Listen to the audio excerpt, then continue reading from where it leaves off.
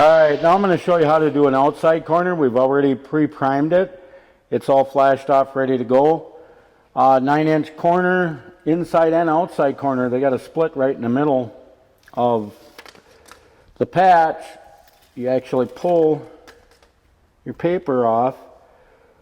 You're going to hold that about 50-50. You want to set that right at the 90 to start. You're going to bring the corners around. Once that's set into place like that, you're going to roll this down a little bit and you're going to lock your outside corners. You're going to just push them in. You've already worked that out to the outside. Now you're going to move your hands into the middle.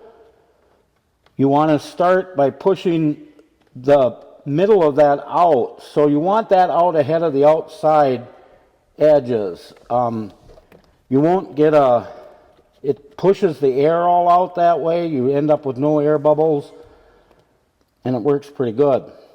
There again, you want to be careful not to overstretch those.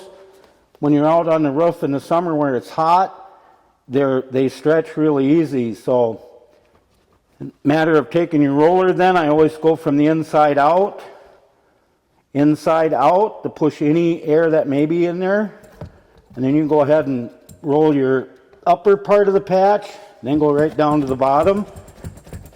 You're going to roll that right around, and then you want to make sure that your 90s are really good.